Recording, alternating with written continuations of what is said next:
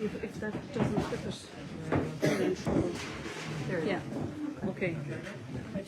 Okay. Are we altered? Yeah. Okay. All right. So, welcome everyone in Albany, New York, and across the states there. Here in Listowel, so of course we're delighted to have you. This is my second last night at home. I've been at home for almost 3 weeks. Yeah. We're having a very noisy ice. And we're delighted to be in my next door neighbour's pub, John B. and now Billy Keane. Fantastic friends and neighbours all my life. This play that you're going to see a section of tonight is called Sive. It was one of John B.'s first, and he wrote it sitting here at the bar and possibly a little bit behind me in what was then the kitchen. So this has a lot of meaning for us here in Listowel. It was one of the first plays that kind of put him on the map, and a local amateur drama group won the All-Ireland with it, and then that was the ticket to everything. And I spent 8 years in Dublin. One of my other neighbours is here tonight, Sean Healy. I worked with him for a summer in Ulster Bank. But every time John B was in Dublin, whether he was getting an award or there was a play of his on in the Gator, the Olympia, they sent me tickets and I was with the family. So it's very meaningful to us here as friends and neighbours and colleagues. And we're delighted to share. This has happened every summer for about 13 or 15 years. And so you're going to see my friends and colleagues. I was in this drama group when I lived in Listowel, and we're going to do a little extract from Sive. Then we have our local playwright, or poet I should say, Gabriel Fitzmaurice, who will be in the museum in October.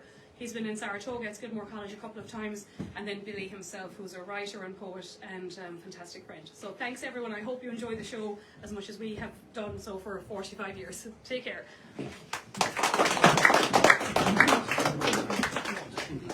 That was wonderful, Elizabeth. It's great to have our neighbour doing so well. So hello to everyone in Albany. The opening scene of the play Sive, which, as Elizabeth said so beautifully, was written here in the pub, right here in this very space, and is now being performed here. My dad's anniversary is on the 30th of May next. It's the 20th since he passed on. And we get a great feeling when we come in here, especially when our friends, the Larty Theatre Group, perform his work. So the opening scene is a scene between a husband and wife, Mike and Mina, and they're arguing about whether or not the young girl Sive should be matched off to a much older man, and this is what takes place between them. The girl hasn't a brown penny. No fortune is wanted, I tell you. 'Tis how he'll give money to have her. Well, that's the first I ever heard of a farmer giving money. What'll we hear next? Tis an old story, girl. The old man and the young woman. And you say he'll give money for her? 200 sovereigns for you if the girl will consent. She'll cock her nose at him. The old woman will be against it. They're as thick as thieves, the pair of them. We naked part of the match that she go with Sive. Will he take the old woman or won't he? I'll have the old man here by nightfall. Everyone to skillet. How much money did you make? £16, 10 shilling. I gave a crowd look. How much for the single bonnet? Together I sold them. Sit down, Tamil. There's something I have to say to you. It is about Sive. What is it about Sive? There's an account of a match for Sive. A match for Sive? You have one simple woman. She's only a child, still going to school. She's old enough. The grass of 20 cows, a farm for your debt, money rotten there. She has no fortune. A farmer that size would take her without money. Sean daughter, a respectable man, and it'll mean we'll be rid of your mother. Sive will take her for company. Never! You can't be no right mind woman. Even when I was a boy, Sean daughter was a man. What young girl would look a second time at him? Warm, exhausted, lurged on of a man. There's a gift of £200 if there's to be a marriage. How many times would you have to bend your back to make it? Consider it, will you? Sive will be well off, and we'll be rid of your mother. Oh no, you think of it. Think of what it is. Sive, and that old corpse of a man, Sean daughter. I'm going out. Well, if you're going out, I'm going out with you. I wonder what Mina and Uncle Mike were doing in the bog. What was Liam Scoop doing in my house? He was passing by. He was passing by. He was. He came stealing, sneaking when he saw the nest empty.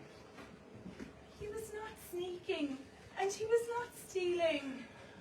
You're welcome here, Sean daughter. Will you sit up to the fire? No, thank you, Mrs. Gavin. I stand here. I wouldn't like to be in the way of anyone. Maybe they were mindful for a mouthful of tea. No, we're just only after rising from the table to be wished. We're thankful all the same. The book, London, is a wonderful thing.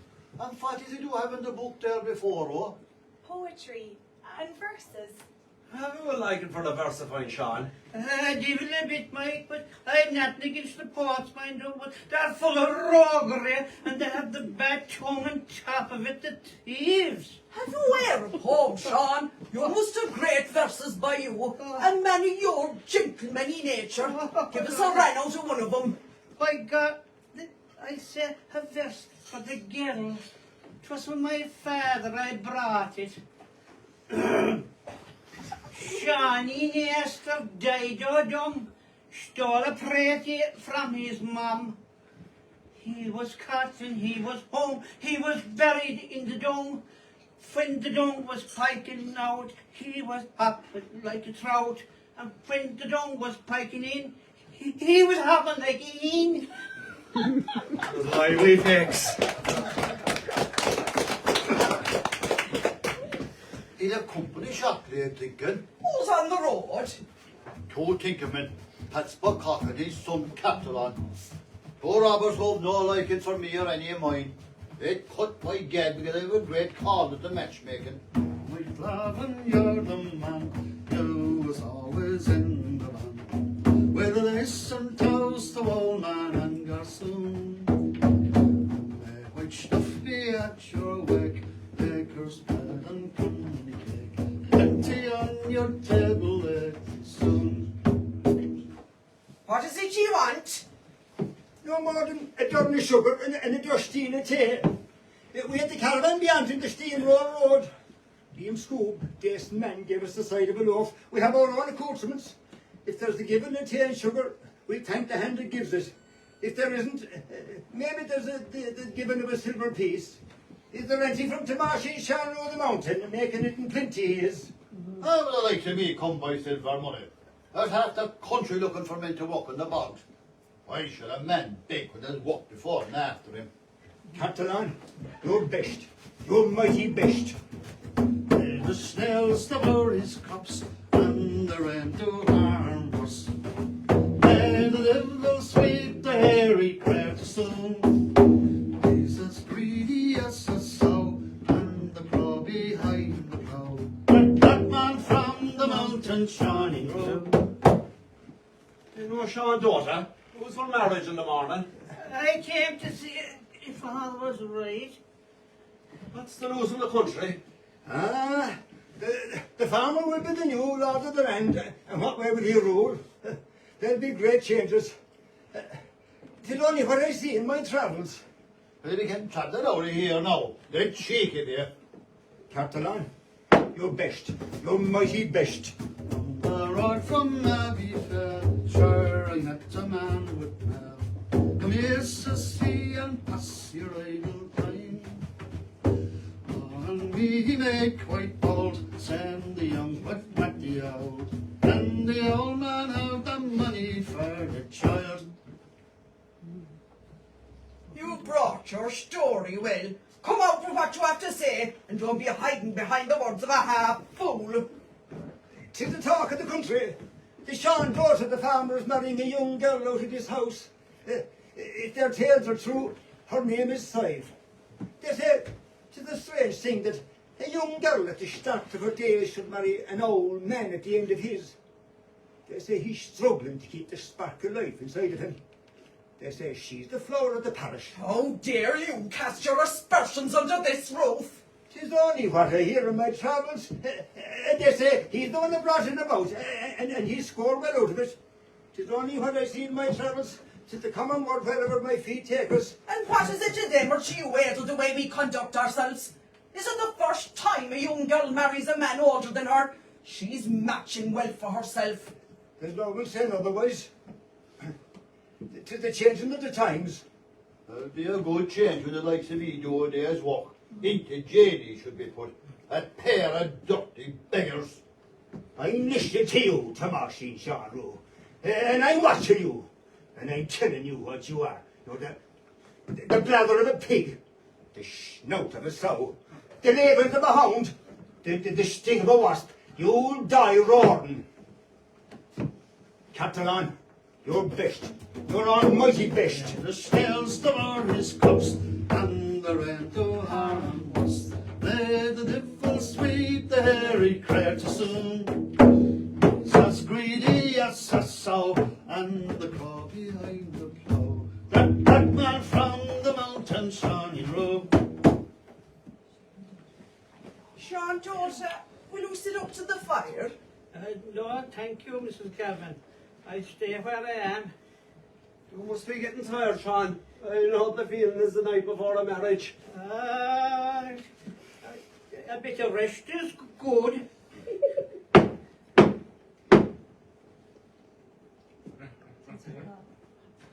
The marriage will be the making of him. To be like a rest to him. How dare you, tinker? How dare you? The young girl will be the death of you. A squeeze out of a lively young girl would stop your heart, old man.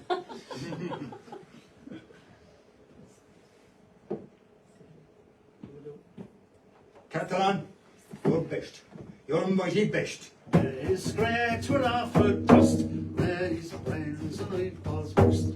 And mounted on the big bastard. May the flesh consume his bed, and the man tear up his head.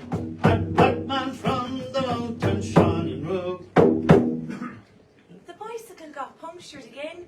I had to walk from beyond the cross. He'll have to do something about it for sure. I'll get himself to be on the lookout for a new pair of tubes in the village. When I wish him out full of tape for you while you're waiting for the dinner, there's a piece of sweet cake I've put away. You must be tired after your day.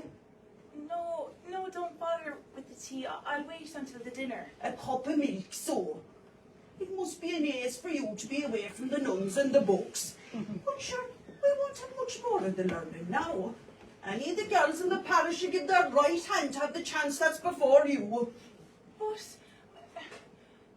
Think of the handling of thousands and the fine clothes and perfumery. Think of the hundreds of pounds in creamery checks coming in the door to you.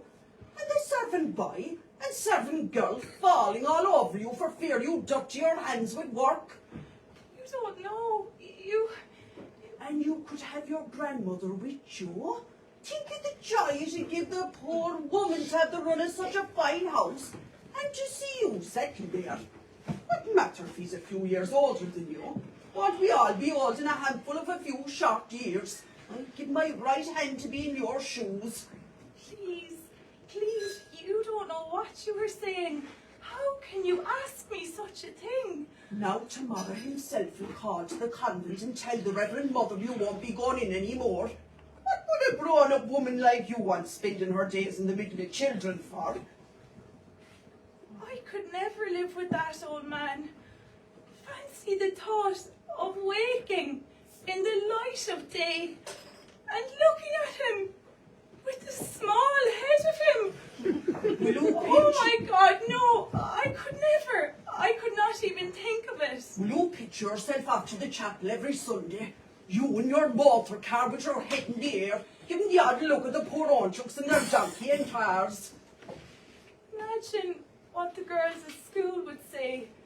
Imagine going to a dance with him or walking up the chapel with him. All I know is that you'll be independent.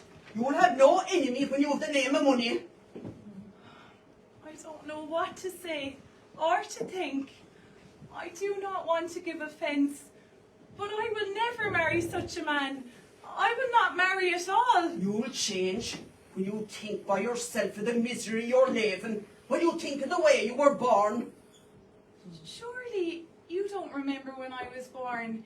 Nobody ever told me about my father or mother or what sort of people they were. Himself would never bring himself to say it. You think it was some kind of a blemish that should be hidden? And what was it, only the work of nature? Your mother, God grant her a bed in heaven, was a nice lively girl. And your father took himself away quickly out of these parts, and if he's alive, never again made himself known. But my father, wasn't he drowned in England? Your father was never a father. He straightened his sails and set sail like the mist of a May morn. No wonder your mother died with the shame of it. No blame a creature what is mortal. Do you think it's how two people will stay apart when they've blood running a flood in their veins? It's the way things happen. The sound of fiddles, playing airy hornpipes, the light of the moon on the pale face of the river, the whispered word, the meeting of soft arms and strong arms. Your father was no father. He had no name. You will have no name till you take a husband.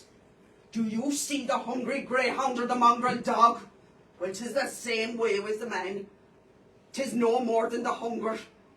'Tis time you were told, my girl. You were a boy child, a common boy child. You will sleep with that old woman no longer. There'll be no more school for you. School is a place for schoolmasters and children. Every woman will come to a time when she's a mind for a room of her own. I mind when I was a child, when I was a woman. There were 4 of us sisters in the one room, and there wasn't a corner of the bed we could call our own. We used to sit into the night thinking, would it ever come to our turn that we might meet a man that we'd be going with, and be talking with, or maybe make a husband out of. Any man that would show up 4 walls just for his time in the world. Take no note of the man who has nothing to show for himself, who'd be full of raw mash and blather, who'd put rings on old cows for you but has no place to make a marriage bed for you. Take heed of the man with a piece of property. He will stand over his promise. He'll keep the good word for you because he has the keeping of words.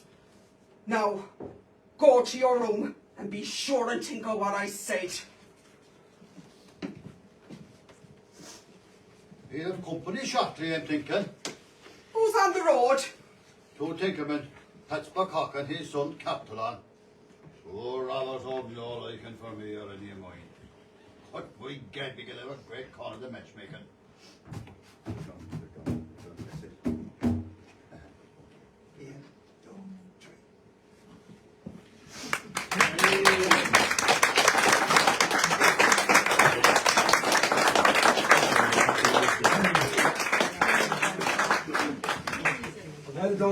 Well done, you did us proud, and I'm glad Elizabeth was here to witness it all.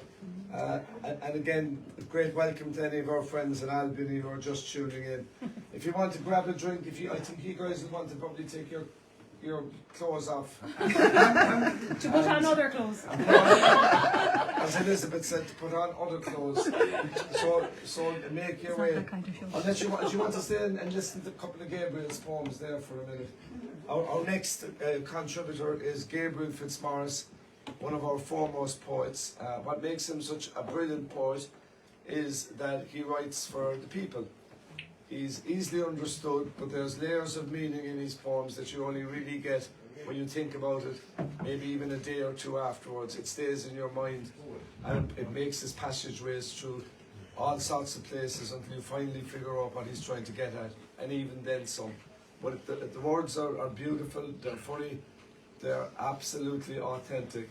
And I'd like to announce that next week we have Writers' Week, and Gabriel has been awarded the John B. Keane Award at Writers' Week, which is on behalf of our family and honours my dad in this his 20th year, and we couldn't get a better man. So folks, Gabriel, thanks very much. It's great to be here in John Dee's again. We've been here for many years at the Pub Theatre, and great to perform for Elizabeth and for the people in Albany who I'll be seeing late October, please God. Jackie Faulkner was a travelling man who used to drink in here many years ago, and he used to tell stories to John B, and John B would write up the stories in the newspaper. And one evening Jack came into the pub and John B was engrossed in reading a book. So Jack got a pint and he sat down and there was no conversation. So Jack got bored and he said to John B, he said, John B, he said, will you tell me what's that you're reading? Oh, said John B, that's a long poem by Brendan Kennedy called The Island Man. And we thought, I said, Christ, and he said, poetry is bad enough without it being long. So I keep it nice and short. I spent 35 years as a primary school teacher, and I enjoyed every bit of it. And people ask me now, I'm 15 years retired now, people ask me, do I miss it? And being a pure Kerry man, you'll never get a straight answer from a Kerry man. I say I do and I don't. I don't miss the inspectors. I don't miss filling in forms and ticking boxes. I don't miss school plans and all this rubbish that goes on. But I miss the kids. And what you miss about kids? Inspiration and challenge. And before I became principal of the school, in my van just up the road, it was my job to turn out the lights in the classrooms and the toilets and to lock the school. So one evening I was turning out the lights in the infant's toilet, 4 years of age and 5 years of age, and I saw a green apple in the toilet. And I knew what happened. The poor kid didn't like apples, didn't want to put the apple into the buska brewster, which is the rubbish bin in school in case teacher would give out, didn't want to take it home to Mammy in case Mammy would give out. So she thought she'd flush it down the toilet. But apples don't flush. Now that much is true. Everything that I write is based on absolute fact. Of course, the rest of it is just my imagination, so like Mark Twain said, I stretch things a bit. So here it is. Bring apples to eat, the teacher said. But me, I'd rather mush. So I threw mine down the toilet, but the apple wouldn't flush. It just kept bobbing like a ball as the flush foamed all about. So I put my hand in the toilet bowl and took the apple out.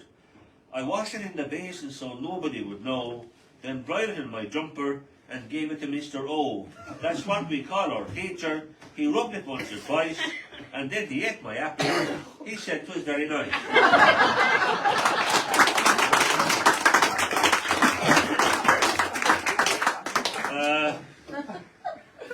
I occasionally sing a few songs in that, so in my earlier years, you know, after hours were no problem. After hours is when you drink after legal closing time, and you're staggered into bed about 2 in the morning or something. So you need a lot of brownie points with your wife, and you're doing that regularly. So this is one of the poems that got me a lot of brownie points. It's a sonnet. As you know, a sonnet has 14 lines. And can I say that John B. Keane is the man who, I won't say forced me, but influenced me into writing sonnets. He encouraged me, and I write a lot of sonnets now. And I suppose the sonnet maker was William Shakespeare. And he wrote a sonnet one time to his dark lady, shall I compare thee to a summer's day?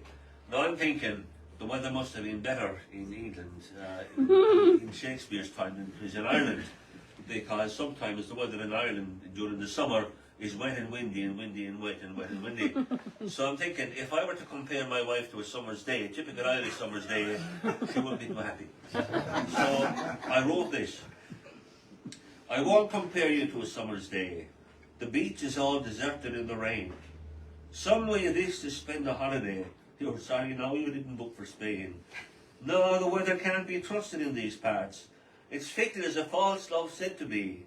I could get sentimental about hearts, but that's not my style.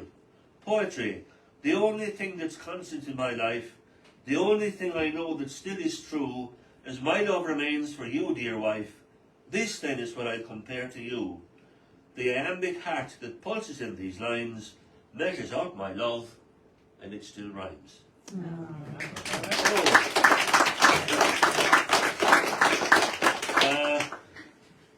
What about my father?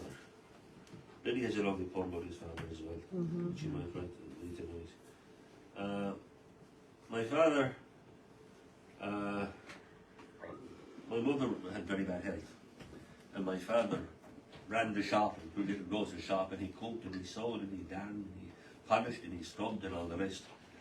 And then I was born in 1952, and I was qualified as a teacher at 19. They did that in those years. Not the best idea to let young lads out at the age of 19, losing the children in the country. But anyway, I came back to my van in 1975, and I joined Writers' Week, and my writing career took off and all the rest. And I was given a lecture in Mary McConnell College in Limerick for the 120th anniversary of the foundation of the college. And my father went down with me, and he was delighted. And here I was, lecturing in the college where I had been taught. And went home that night, dropped my father off home, went home ourselves. We lived quite close to each other. Following morning he got up, put on his breakfast, got a pain in his chest, rang us to say he thought he was having a heart attack. We got down to the house, we got there in like 2 or 3 minutes, and he was on the floor and he was dying. We got the doctor for him, we got the priest for him. The bishop was in town that day because it was confirmation day, and the bishop came along as well, so he had a great send-off. A lovely way to go if you're, old and, time to go, and I've seen aunts of mine and uncles of mine morphine to the eyeballs with cancer and hallucinating and, Jesus, ferocious pain, that's dreadful. So my father got a great death, but of course it's an awful shock to us. And our son was 9 years of age at the time, John, and our daughter Nessa was 7, and they were both very upset, John especially so. So John was going around the place moping and moaning for a few weeks, and I said, John, look, I can tell you, if you write about your grandfather or to your grandfather, it will help you to get it off your chest. So he said he wouldn't write, but he'd talk into a tape recorder, a cassette tape recorder, which he did, and he kept the cassette. Sometime later, Radio Kerry, our local radio station, ran a competition for children to write about their best friend. And John said, Granddad was my best friend. I said, John, if you like, give me your tape, I'll play it, I'll type it up on the computer, you edit and redraft it, whatever you want to do with it, and if you want to send it in, he sent it into Radio Kerry and he won. He got to go to Radio Kerry, he got various prizes, but the best prize of all he got was he got to read his story out on Radio Kerry. Now, I was very impressed with his story. For a 9-year-old, it was very, very good. So I asked him, I said, John, do you mind if I make a poem out of your story? And being a cute Kerry man, he said, how much will you give me? I said, it was your own money. I said, I'll give you £50 when the book is published, which I did. So here it is, my best friend. My best friend was Grandad. I used to stay in his house on Friday nights, and that was great fun. He used to take me to the chipper after the 9 o'clock news, and he'd buy 2 cartons of curry chips and 2 sausages, and we'd eat them in his kitchen during the late show. He used to come up to our house on Sundays for dinner, and I'd always want to sit beside him at the table. I remember one Christmas, I had just got a snooker table. Grandad came up for Christmas dinner, and I'd asked everybody else to play with me. They all said no, they were too busy. Grandad was in the middle of setting the table, and I asked him to play, and he said he would. He came over, and I actually had to place the balls for him. It was so long since he had played snooker. Well, Grandad was my best friend. He was so kind. He was just unique to me. Like, he didn't know much Irish, because when he was young he hadn't much time for school. He had to help at home on the farm, he said, and at 14 years he had to hide himself with farmers because he had 13 brothers and sisters and times were bad. But I often did my Irish homework with him, and he always ended up right. I remember the day Grandad died. It was March. I can't remember the date. He rang Mum and said he thought he was having a heart attack. We rushed down to his house. We got there in 2.5 minutes, and when we went in, we found Grandad lying on the floor moaning, and then he just died. And I was below in the room crying, and then Mum and Nessa and Dad started crying too. At the funeral parlour I forgot myself and said, I'm sitting beside Grandad. But Grandad was in his coffin. He was dead. It was fine until they closed the coffin, and then I knew I'd never see him again in this life. Goodbye, Grandad, my best friend. Goodbye. Goodbye.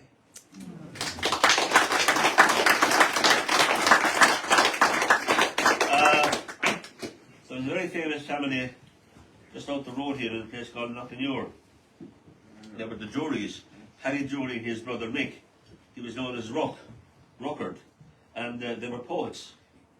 And quite handy poets too. But there were 7 boys. The 7th boy, no matter what age you were always a boy. If you were the 7th girl, it didn't matter what age you were always treated as a girl. They wouldn't be allowed to eat the same table as the farmers. They were hiding them and all the rest. But anyway, Ruck was one day at a farmer's table, at the 7 boys and 7 girls' table, and he got bad butter. And all you need to know about this is the way cats wash themselves. Ruckard Jury Spalpeen laboured all his life for pig-eating farmers. One day, a farmer's wife had Drury at her table. Her fare was tea and bread, but she served him up bad butter, which Rucker Drury fed to a farm cat at the table, and when the wife saw that, she turned on the spalpeen who replied, "You see that cat? You gave me rotten butter. You saw what he did, no doubt. That cat there had to lick his ass to take the taste from his mouth. That cat there had to lick his ass, the butter was so bad. Then Drury left her table and the daily bread he had. Drury left her table, hungry still but proud. A spalpeen he is remembered, hungry but unbowed. Rucker Drury."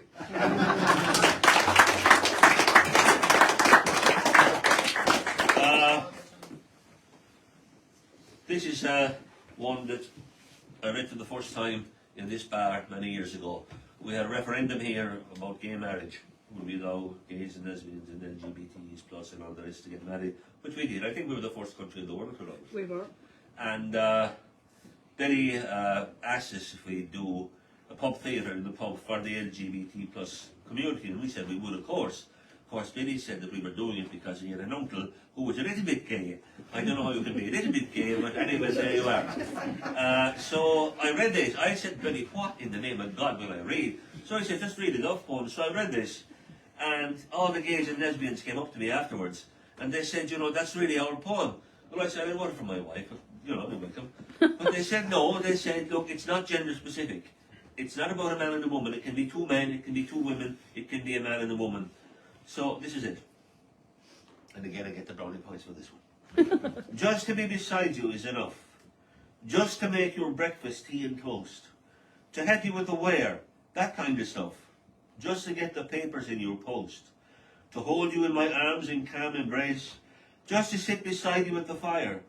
Just to trace my fingers in your face is more to me than all of youth's desire. Just to lie beside you in the night. To hear you breathe in peace before I sleep. To wake beside you in the morning light, in the love we sowed together that we reap. Together we have taken smooth and rough. Just to be beside you is enough." And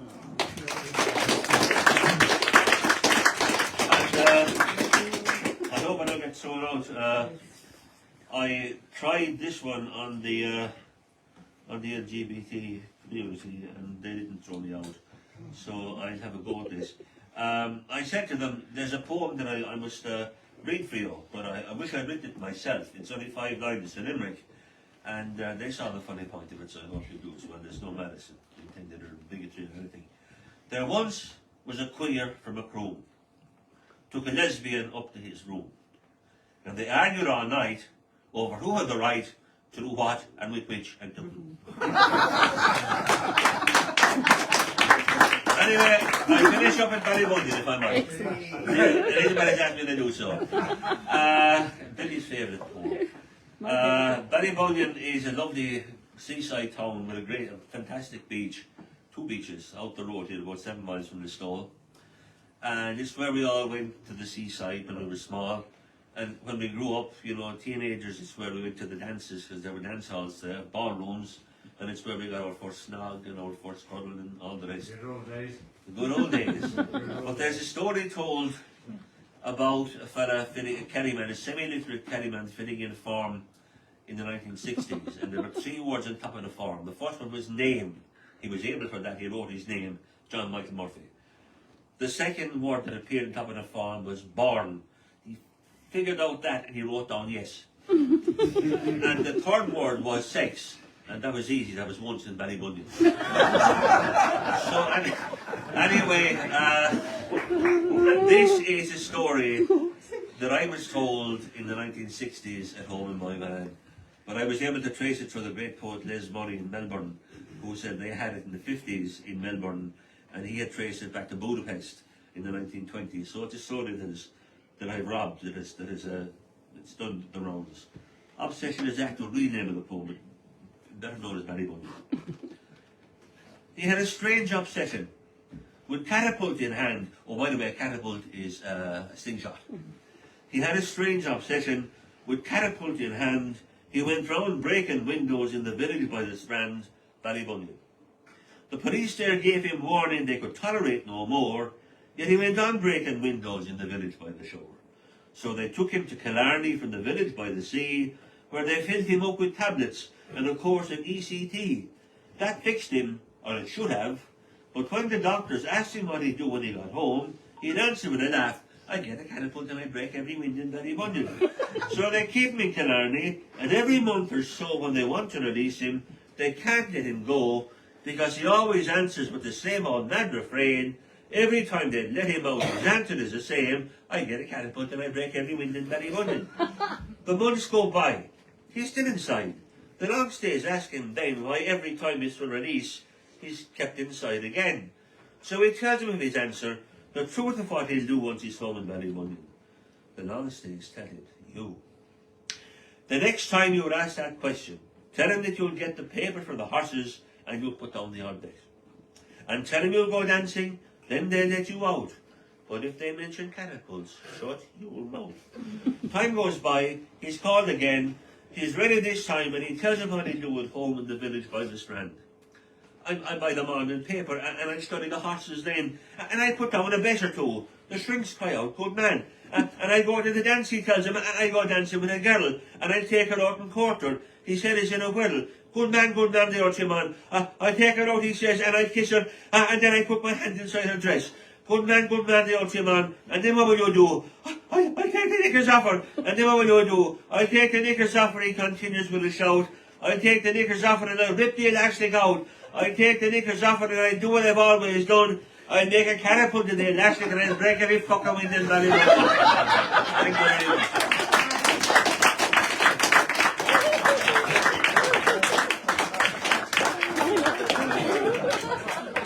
I'd say the flights from Albany to Ballybunion are already booked. Skyrocketing. Skyrocketing in price. It takes someone very talented, very brilliant, full of self-confidence and a great and innate trust in one's own ability to follow a masterpiece like that. So I'll do something for you myself. You've just wandered into our home here from Albany. We were brought up, we lived upstairs just next to Elizabeth's house. And we were a bit like the chickens, you know, we were free-range kids. We just came in and out of here the whole time. Dad and Mum lived with us as well.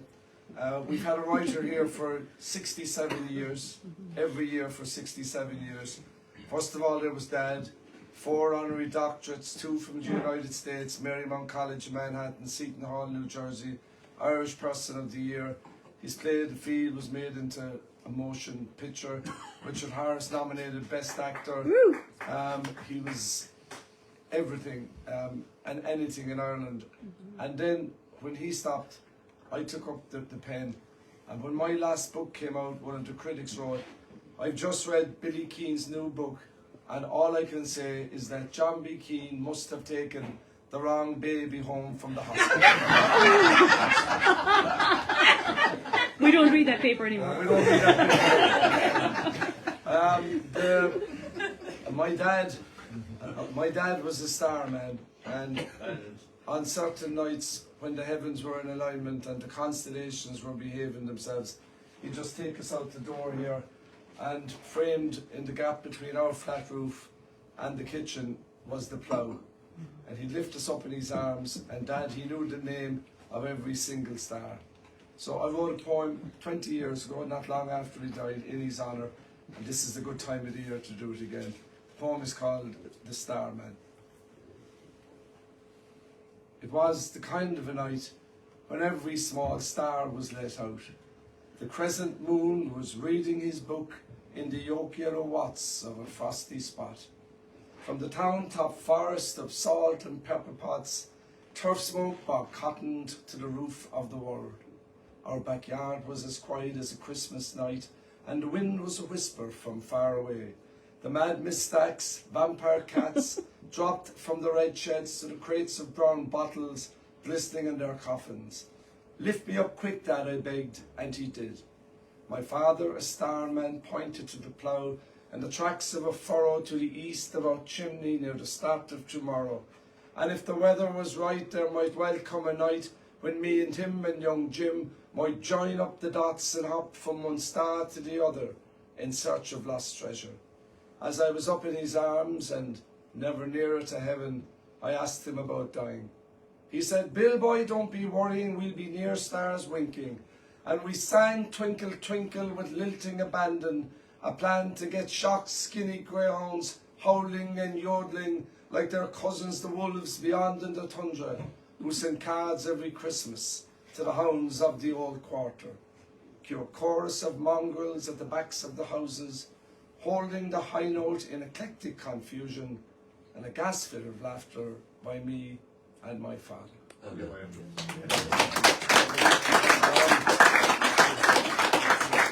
I think thanks so much to Gabriel, Delati and to Elizabeth, who we love so much. But I think if the people of Albany want to see any more of the pub theatre and John B's, they'll have to come over themselves. Exactly. So thank you very much to everyone. It was great to have the honour of performing for you, and make sure you go to see Gabriel when he goes out in October. He's even better than he is tonight. So thanks everyone, and goodbye. Say goodbye everyone.